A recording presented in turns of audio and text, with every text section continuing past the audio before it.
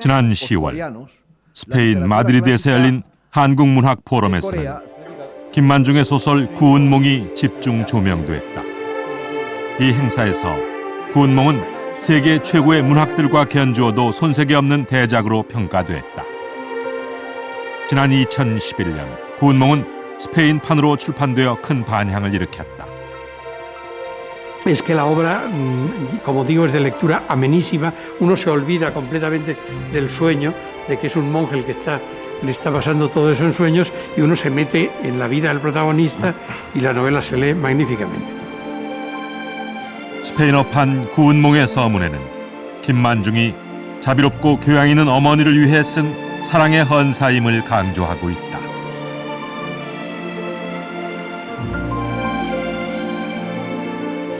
서구의 구운몽이 알려진 것은 1922년 선교사 제임스 게일의 영어판 출판이었다. 이 책의 서문에서도 어머니를 향한 아들의 사랑을 주목하고 있다.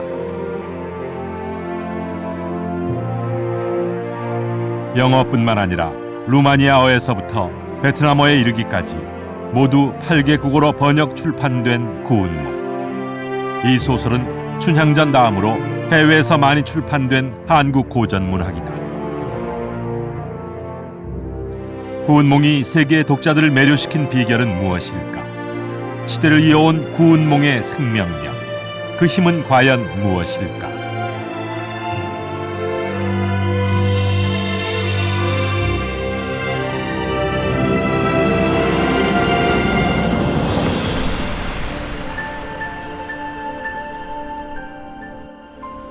구운몽이 쓰여진 지 300여 년.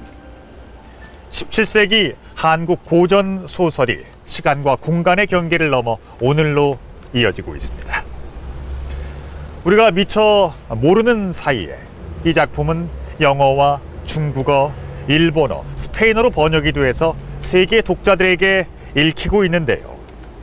자, 과연 이 구운몽은 어떤 소설이었을까요?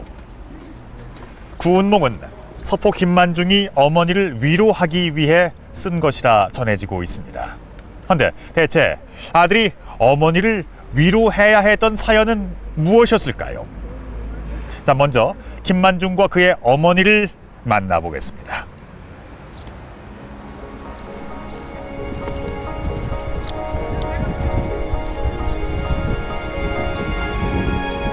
김만중은 홍문관 대제학을 지낸다.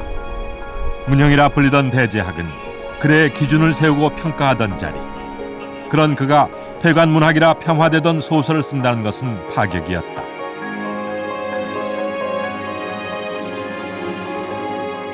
구운몽은 과연 어떤 내용이었을까? 구운몽의 병풍을 보면 그 주요 내용을 확인할 수 있다.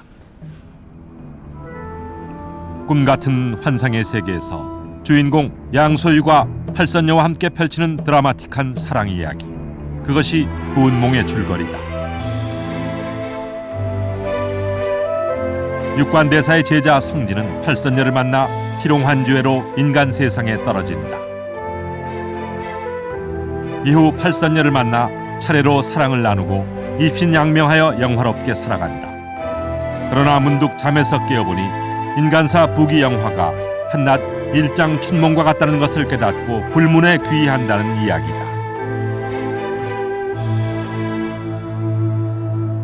주제가 그 당시 다른 작가들이 가졌던 사대부들이 가졌던 답답한 어떤 교훈적인 그런 그 삶보다는 완전히 개방된 그야말로 유불선을 비롯한 모든 사상을 다 융화시켜서 다 받아들여서 완전히 자기화해서 보통 사람들이 읽으면 그냥 오락으로, 그러니까 지금 보면은 영화해도 될 정도로 재미있는 오락 정도 수준의 대중성을 이 소설이 확보하기 때문에 그 당시 독자는 지금 독자가 다 읽어도 재미있다고 생각합니다.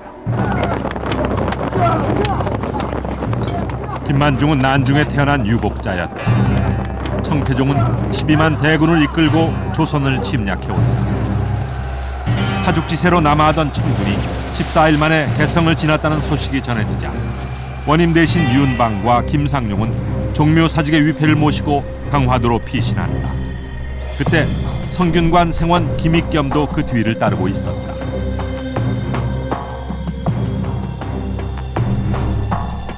인조를 비롯한 조정이 남한산성에서 항전하는 가운데 강화도가 함락되고 만다. 그때 김만중의 아버지 김익겸은 남성 누문에 화약괴를 가져다 놓고 그 위에 불을 붙여 순절한다.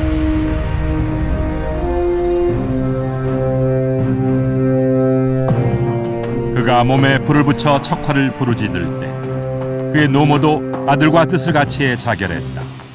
사후에 김익겸은 영의정으로 추증됐고 충정이라는 시호가 내려졌다. 생원시의 장원한 수제이자 충절의 상징. 그가 김만중의 아버지였다.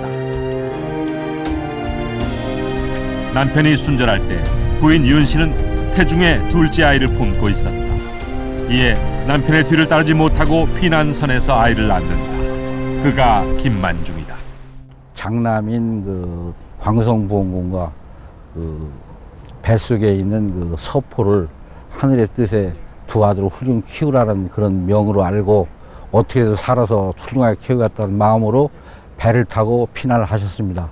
피난하시는 도중에 뱃속에서 그 서포 만자중차 할아버지를 낳으셨습니다.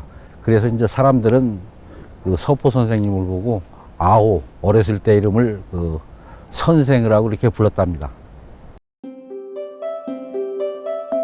성진은 남악 형산과 멀지 않은 호북성의 양처사 집에서 태어났다.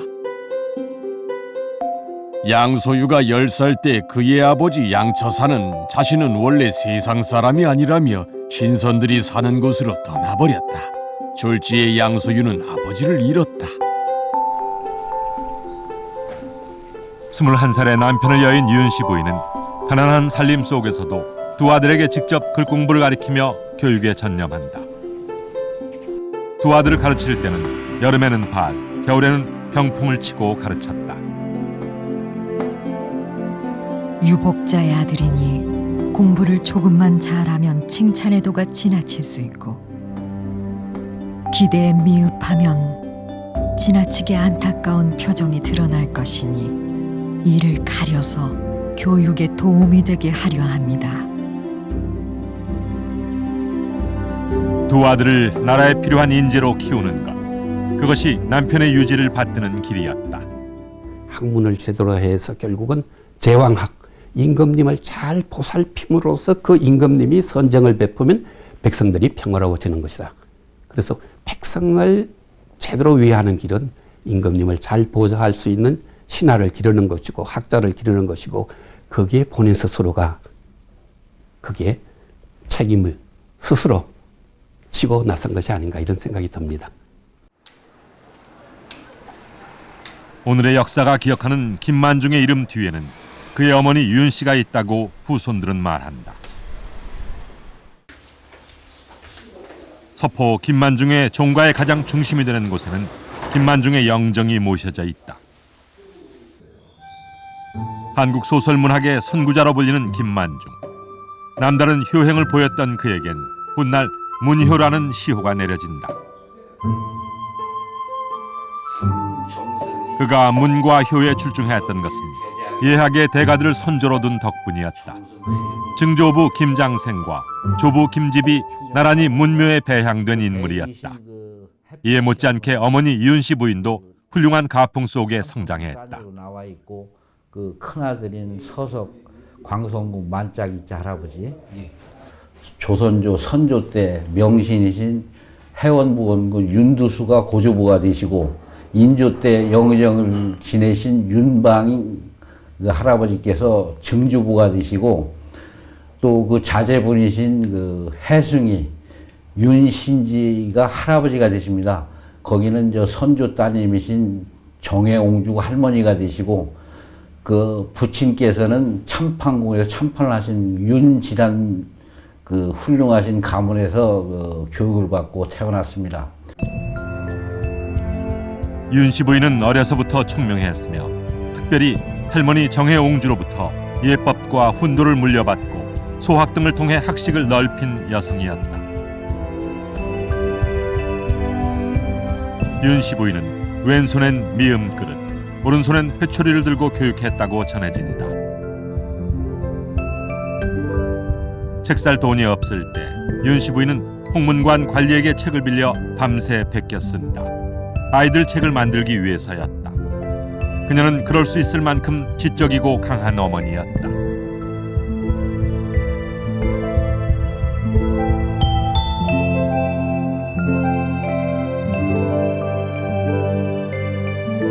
소유가 하루는 모친께 아뢰되 부친이 천상으로 가실 때 저에게 문호를 맡기셨고 이제 집이 가난하여 모친이 근심하시니 제가 다만 구해야 할 것은 공명을 통해 부친의 뜻을 이루는 것이 아닐까 합니다. 이제 잠시 어머니의 슬하를 떠나 과거를 보러 갈까 합니다.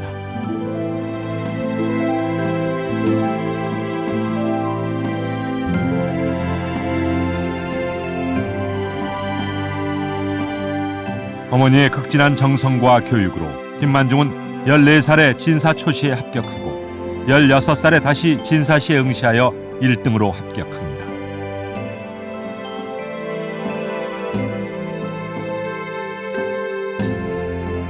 그러나 그의 어머니는 이에 미소 짓지 않았다. 1665년 정시 문과에 급제하여 관료로서 첫 발을 내딛게 되었을 때 비로소 작은 잔치를 열었다.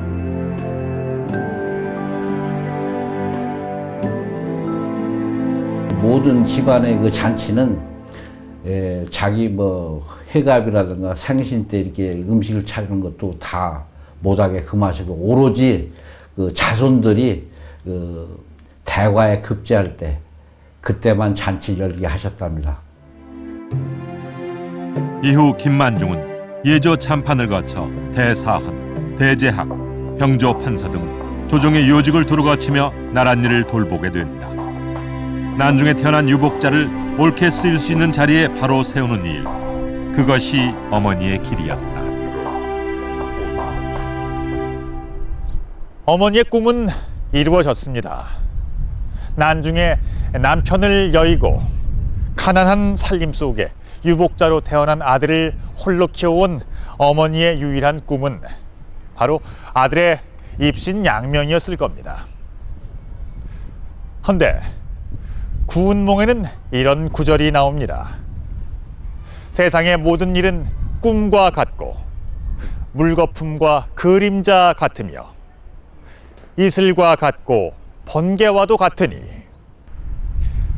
당신은 서인과 남인 간의 당파 싸움이 한창이던 때였습니다. 장희빈의 세력에 반발했던 그에겐 급기야 유배라는 형벌이 내려집니다.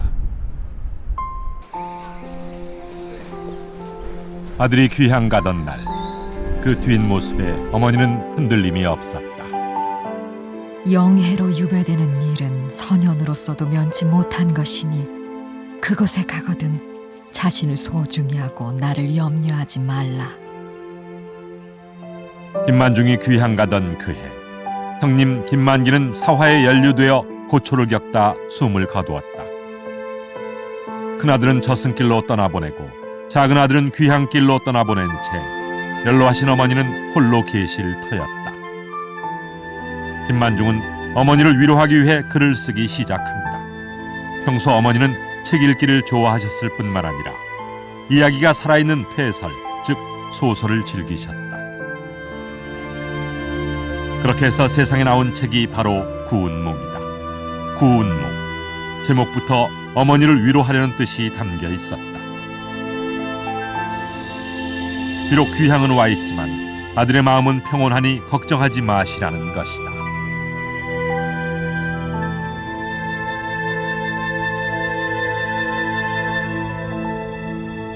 이미 옛날부터 많은 시인들이 이 가슴 속에 이 흉금의 구운몽을 품다 이런 뜻으로 이 구운몽이라는 말을 많이 썼어요.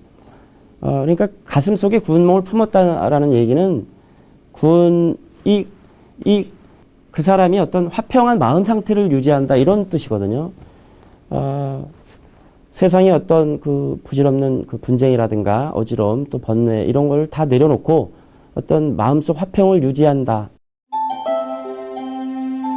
구운몽은 한문본과 한글본이 동시에 존재한다. 한글본이 193종인 것에 비해 한문본은 약 223종. 한문본이 더 많다는 것은 이 소설이 지적인 독자들 사이에서 인기를 누렸음을 말해준다. 한문본의 대부분은 필사본이다. 사대부들이 구운몽을 돌려 읽으며 손으로 베껴 쓴 것이다. 이렇게 구운몽 열풍이 불던 시절, 사대부들 사이에는 규방에 홀로 계신 어머니를 위해 소설을 지어 바치는 것이 효라 여겨지기도 했다. 김만중과 동시대를 살았던 조성기라는 사람이 쓴 창성가미록도 노모를 위로하기 위해서 썼다고 되어 있는데요. 나이 드신 분들에게 자식된 도리로서 읽을 거리에 또 들을 수 있는 또 재미있는 이야기들을 지어서 드린다라고 하는 것은 일종의 이제 효도 상품이라고 할 수가 있겠죠.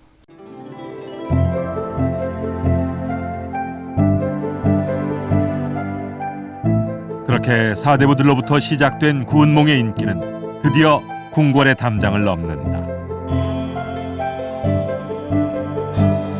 당시 언문이나 폐관문학으로 평화되던 속에서도 이 소설의 가치를 알아본 대표적인 임금이 영조였다.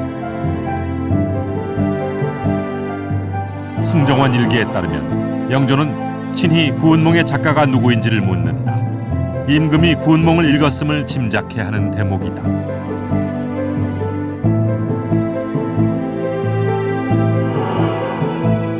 그로부터 10년 후 영조는 다시 구운몽의 작가가 누구인지를 확인하고 그 문체가 탁월함을 극찬한다. 영조도 구운몽의 애독자였던 것이다. 영조에 이어 구운몽을 읽고 이 작품의 영향까지 받았던 임금이 정조였다. 정조는 효자로 유명하다. 화성의 정전인 봉수당은 어머니 해경궁 홍씨의 장수를 기원하며 지은 건물이다. 해경궁 홍씨의 탄생 60주년이 되던 1795년 정조는 이곳에서 어머니 회가변인 진찬예를 성대하게 거행한다.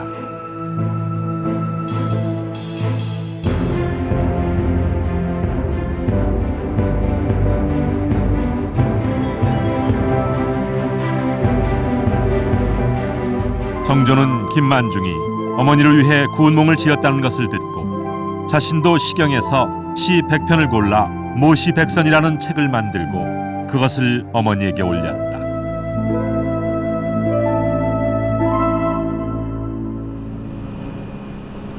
이제 구운몽은 단순한 소설을 넘어 시대를 대표하는 문화 상품이 된다. 조선시대 민화를 소장하고 있는 이 박물관에는 왕실의 유물로 추정되는 병풍이 소장돼 있다. 영국 소도비 경매장에 선보인 작품을 어렵사리 입수한 것이다. 8폭 병풍에 그려진 그림은 다름 아닌 구운몽의 주요 장면. 섬세한 붓터치로 인물 하나하나를 살아있는 듯 묘사했다. 당시 최고의 안료인 광물성 염료로 선명한 색감을 구현하고 금분을 사용하기도 했다. 안방에서 드라마나 영화를 보듯 당시 궁중에서도 이런 그림을 통해 구운몽의 스토리를 즐겼던 것이다.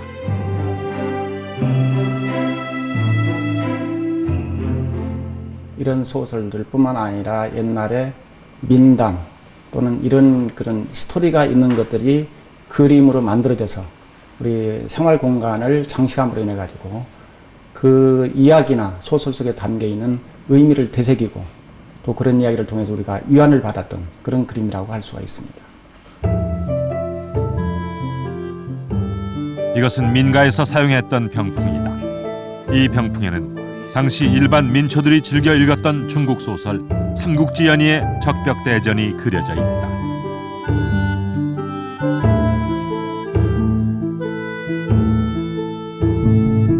그리고 다른 폭에는 양소유가 팔선녀를 만나는 구운몽의 첫 장면이 함께 그려져 있다.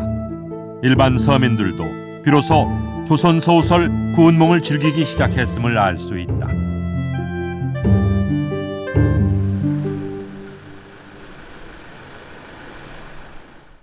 민초들이 구운몽을 구할 수 있었던 곳은 서점보다는 도서 대여점이었다. 이름하여 새 책점. 돈을 주고 책을 빌려보는 곳으로 베스트셀러는 구운몽이었다. 청계천 수표고 인근에 모여있던 조선시대 도서 대여점들.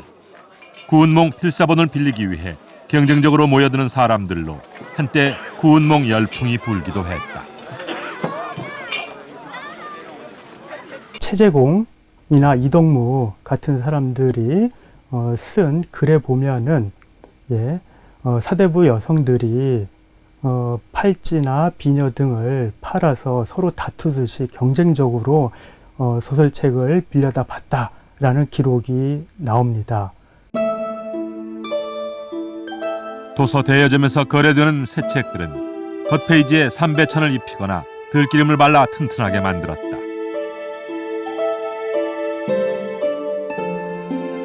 또한 낙장이 생기는 것을 방지하기 위해 페이지를 표시해 놓았다.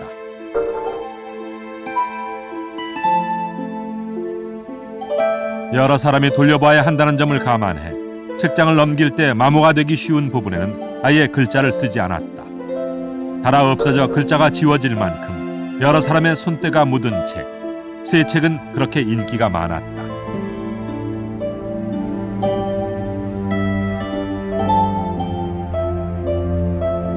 이런 새 책 중에서 구운몽이 흥행할 수 있었던 것은 작품성과 대중성을 두루 갖추었기 때문이었다. 연애 소설이라는 오락성 안에 진리란 무엇인가라는 인류 보편의 문제를 녹여냈던 것이다.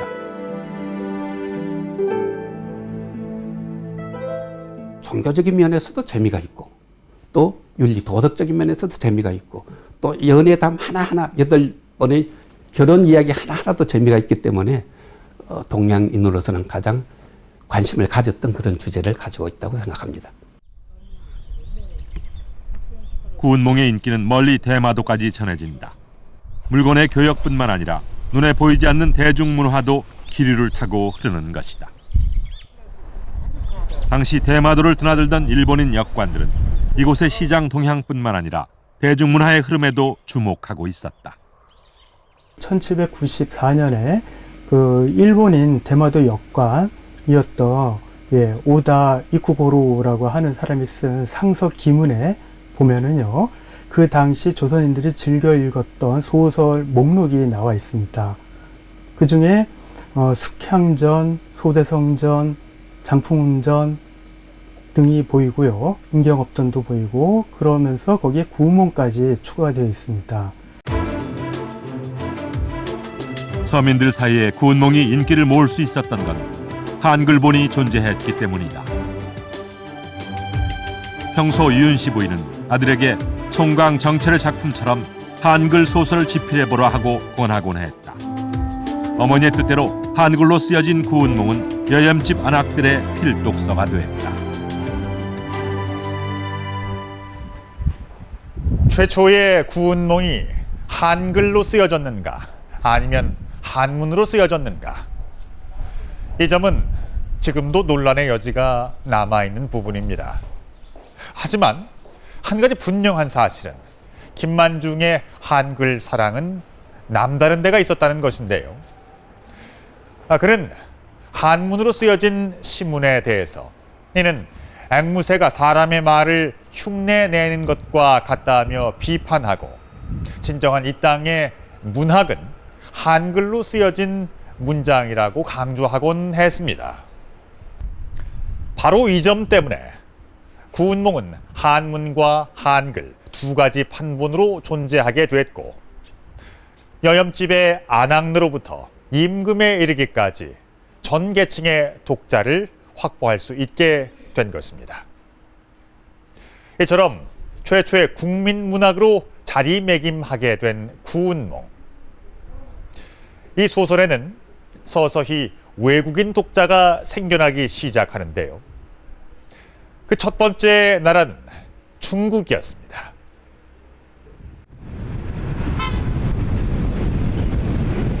중국 베이징에서 가장 큰 대형 서점에서도 구운몽은 쉽게 찾을 수 있다.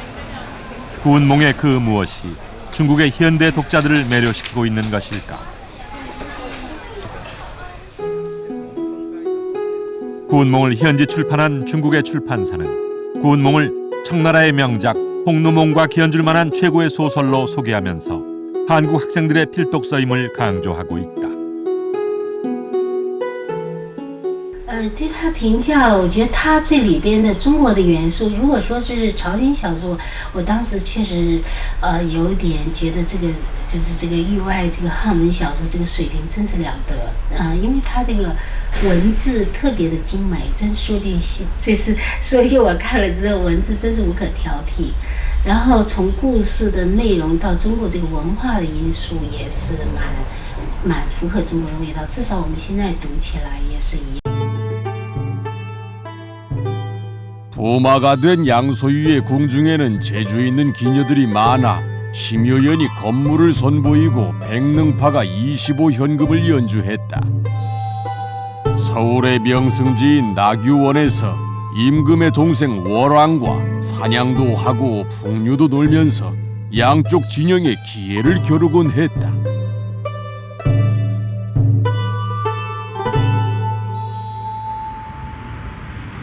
구운몽은 이미 18세기 청나라 사신들이나 상인들에 의해서 중국에 처음 전해졌을 것이라고 추측된다.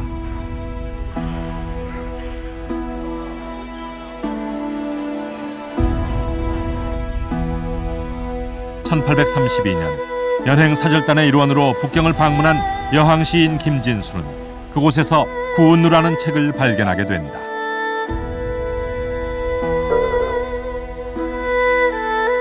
그리고 구운누는 구운몽을 수정 보완한 작품임을 밝히고 있다. 중국 작가 누군가가 구운몽을 개작하여 구운누를 쓴 것이다. 그러나 오랜 동안 구운누의 실체는 확인되지 않았다. 구운누의 정본이 발견되지 않았기 때문이다.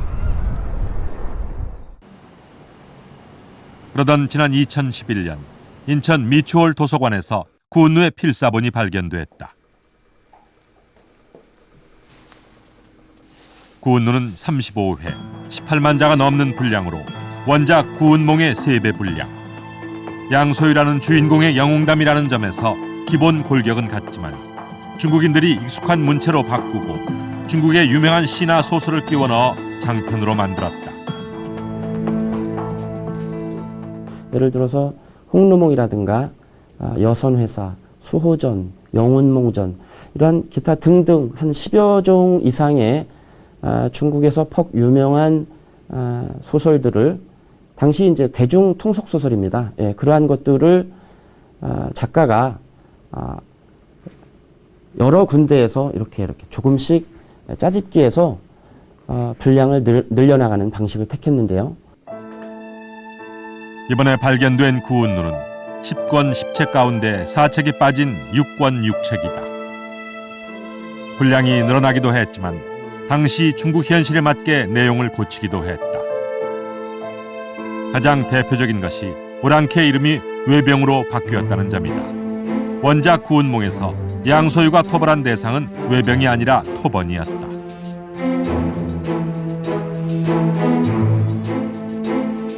구운몽에 등장하는 토번은 지금의 티베트 지역. 이곳은 1750년부터 청나라의 지배를 받고 있었다. 이미 중국의 영토가 된 지역을 오랑캐로 설정할 수 없기 때문에 일본으로 바꾼 것이다.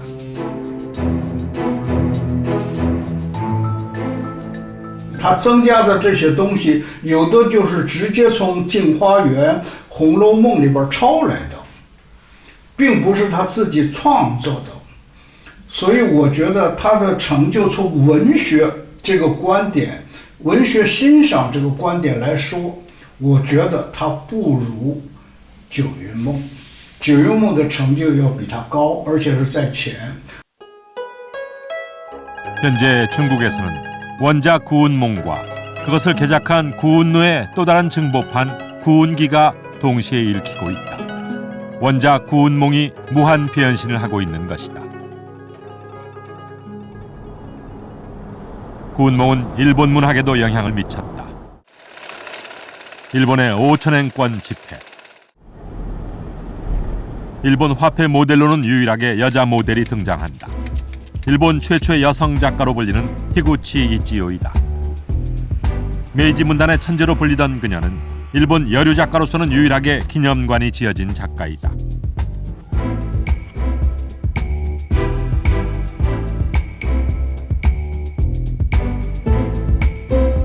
여성 작가라는 개념이 생소하던 1890년대 문단에 나옴으로써 지금까지도 그녀는 최초의 여성 작가로 불리고 있다.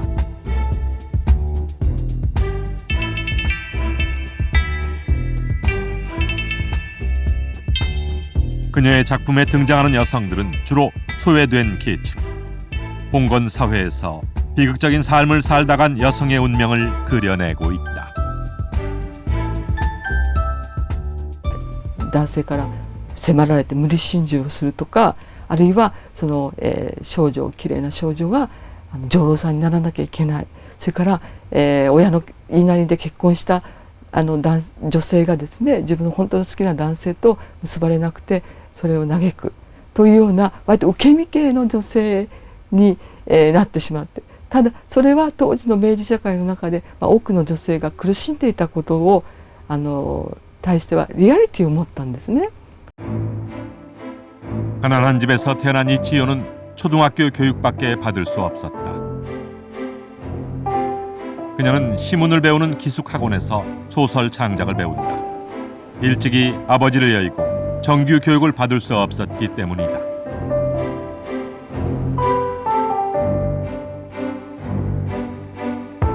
그녀는 가난하고 고된 삶의 무게를 진정성 있는 기록으로 남겼다.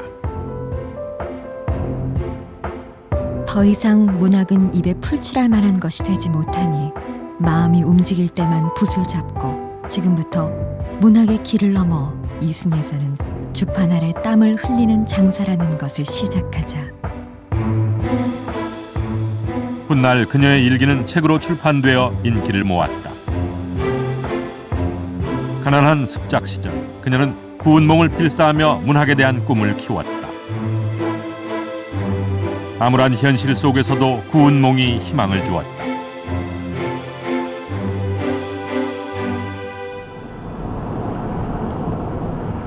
그녀가 필사한 구운몽은 현재 야마나시 히얼리 문학관에 소장돼 있다.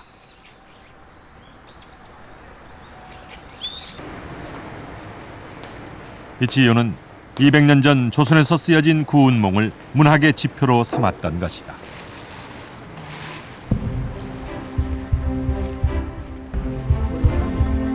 구운몽이란 제목이 선명한 책 한 권. 정성스럽게 써내려간 한 글자 한 글자를 단순히 습작을 위한 필사가 아니었음을 보여준다.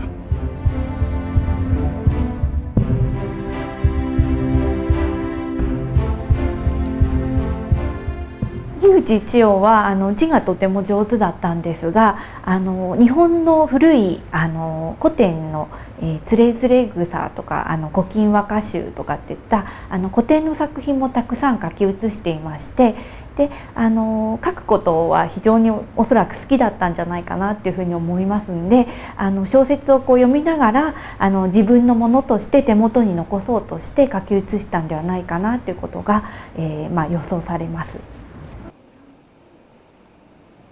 그렇다면 이치요는 어떻게 구운몽을 알게 됐을까? 그녀에게 구운몽 필사를 권한 사람은 당시 아사히 신문 기자였던 나카라이 도스이였다.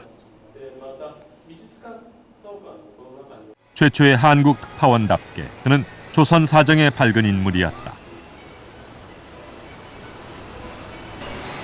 또한 당시에는 한문으로 쓰여진 조선의 소설들이 이미 일본에 들어가 있었다.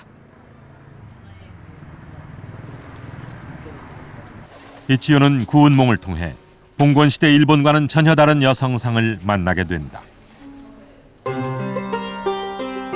구운몽에 등장하는 여성들은 남성 중심 사회에 순응하는 것이 아니라 주체적으로 삶을 선택하고 남성에 맞서기도 하는 여성들이었다. 정경패는 자신의 여종인 가운춘을 선녀로 변장시켜 양소유를 속이고자 한다. 그녀의 꾀에 넘어가 가운춘과 하룻밤을 보낸 양소유는 마치 선녀와 사랑을 나눈 듯 정신을 차리지 못함으로써 주위 사람들의 놀림감이 된다. 人間としてその当時から得た韓国女性たちのそのなんていうかな、生き方、勇ましさとか、そのいろんなものに耐えて生きる力とか、そういうものに私は影響されていたんじゃないか。で直接文学作品には反映されてないかもしれないけども、でも女性、それを生み出す女性作家としての一を支える元になったのではないか、そんなふうに今思っております。 한편 한국에 들어와 활동하는 외국인이 구운몽의 애독자가 되어 이 작품을 해외에 전하는 경우도 있었다.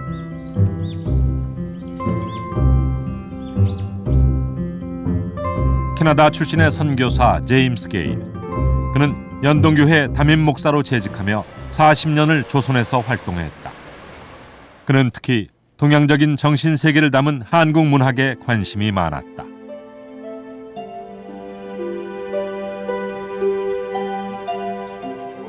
게일은 춘향전과 구운몽을 영어로 번역하고 우리의 고전 문학을 해외에 알렸다. 구운몽을 비롯한 한국 소설에는 그가 기대하는 모든 정신 세계가 녹아 있었기 때문이다. 천하의 유도, 선도, 불도가 특히 높으니 이른바 삼교라.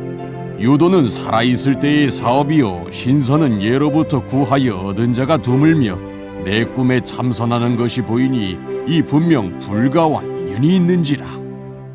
그가 원하는 한국 문학의 모든 모습들이 구운몽에 담겨 있었기 때문입니다.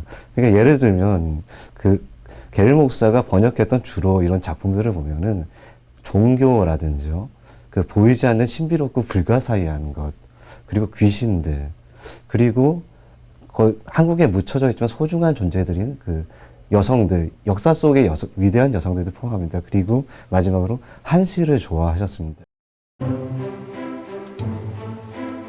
서양인의 눈에 비친 일부 다처제. 그러나 그 속에서 살아가는 여성들은 능동적이고 주체적이었다. 구운몽은 소설이라는 형식 속에 동양의 문화, 사상, 철학을 모두 담아낸 작품이었다. 조선 중기까지만 하더라도 소설은 상당히 좀 천박하게 생각하는 그런 패설류로 생각을 했거든요. 양식이 문제가 아니다. 거기서 무엇을 담느냐가 문제라고 생각했기 때문에 천박하게 생각하던 소설 양식의 최고의 진리, 부처님의 진리, 공맹철학 또는 성리철학을 담았다. 김만중은 당시 주류 사회의 문학 형식, 사상 체계를 뛰어넘어 구운몽을 창작했다. 바로 그런 그의 혁신이 세계의 독자들을 사로잡고 있는 것이다. 시간의 한계 없이, 국가의 경계 없이 구운몽이 현대에도 여전히 생명력을 갖는 이유는 여러 가지가 있을 겁니다. 우선 내용이 재미있다는 점, 이야기 구조가 탄탄하다는 점, 그리고 무엇보다 그 주제가 진리란 무엇인가라는 근원적인 질문을 던지고 있다는 점. 이렇게 현대적인 관점에서 봐도 구운몽은 대단히 뛰어난 작품임에 틀림이 없습니다. 그리고 여기에 한 가지 이유가 더 있습니다. 이 소설을 번역한 모든 책의 서문엔 아들인 김만중이 어머니를 위로하기 위해 쓴 책이라는 점을 강조하고 있습니다. 아들이 어머니를 위해 쓴 소설, 모자간의 지극한 사랑, 바로 그것이 구운몽을 이해하는 또 하나의 열쇠입니다. 김만중이 관직에 있던 당시는 서인과 남인의 당파 싸움이 한창이던 때였다. 장희빈의 아들을 원자 책봉하는 데 반대하던 김만중에게 마침내 세 번째 유배령이 떨어진다. 김만중은 연로하신 어머니에게 뒷모습을 보일 수 없어 배웅 나오신 어머니를 먼저 가마에 오르시게 했다. 어머니의 가마가 길 모퉁이를 돌아서자 그때서야 김만중은 눈물을 흘렸다.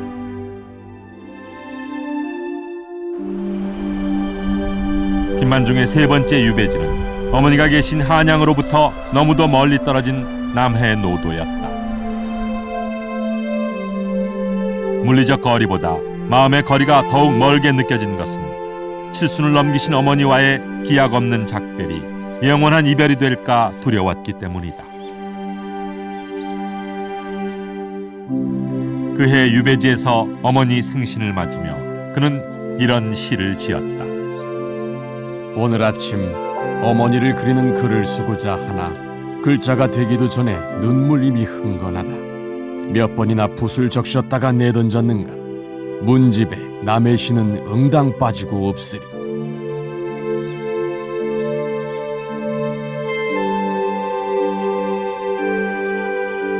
한평생 순직한 남편의 자리를 지켰듯이 어머니 윤 씨는 귀향간 아들의 자리를 지켰다. 자애로운 할머니였지만 훈육은 엄격했다. 발을 치고 아들을 가르쳤듯이 손자를 가르치고 증손자를 가르쳤다. 윤 씨 부인의 가르침을 받은 후손들은 모두 대제학에 오른다. 저희 집안에서 7분이 나오셨습니다. 그런데 그 2분이 바로 그 예문관, 홍문관 대작에 오르셨습니다. 그래서 형제 대작이 되고, 또 만짝이자 광성문 자제 둘째 자 잡은 그 진짝유자라는 분이 계십니다. 그분도 이제 양관 대작을 하셨고, 그분 또 둘째 아들이신 그 양차택자 할아버지가 또 대작에 오르셨습니다. 그래서 저희 집안에서는 형제 대작, 3대 대작 이렇게 말씀을 하십니다. 3대째 대제학을 배출하는 동안 윤 씨 부인이 늘 강조한 것은 공직자의 청빈함이었다. 비록 장부가 옷을 기워서 입었다고 사람들이 조롱하며 웃을지라도 어찌 부끄럽다고 하겠는가. 네가 벼슬에 나가 입게 되는 의복을 그 전에 입던 배옷보다 화려하지 않게 하여라.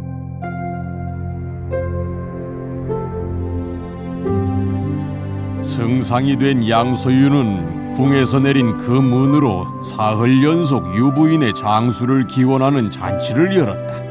승상이 색동옷을 입고 배곡잔을 받들어 모친께 올리자 부인이 기쁨에 눈물을 흘리더라.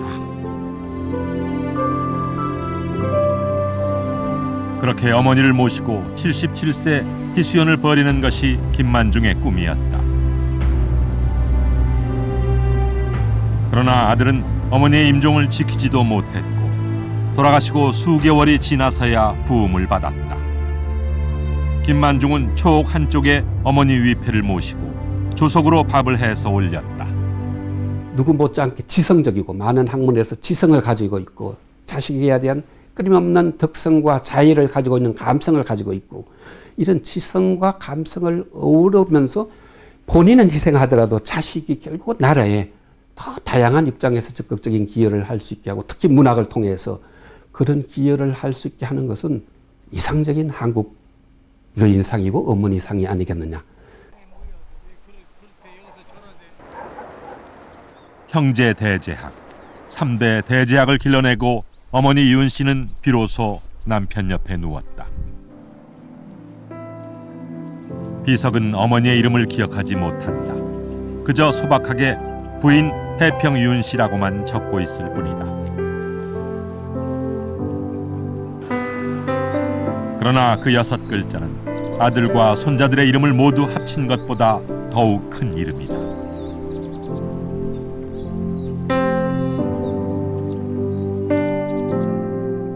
어머니가 떠나신 이듬해 슬픔에 젖어 병약해진 김만중도 모친의 뒤를 따른다. 난중의 유복자로 태어나 난세 속에 살았던 김만중. 그도 이제 비로소 일체의 분쟁이 없는 구운몽의 세계로 떠났다. 그가 생을 마감한 후 그가 속해 있던 노론에서는 그를 효성이 지극한 사람으로 평가했다. 한편 노론과 당정을 벌여온 남인에서도 역시 그를 효성이 지극한 사람으로 적고 있다. 대사가 묻기를 성진아 인간 세상 부귀가 과연 어떠하뇨? 성진이 이미 깨달았나이다. 대사가 말하되 이제 금강경 큰 법을 일러 너의 마음을 깨닫게 하려니와 인위적인 일체의 법은 꿈과 환상 같고 물거품과 그림자 같으며 이슬과 같고 또한 번개와 같으니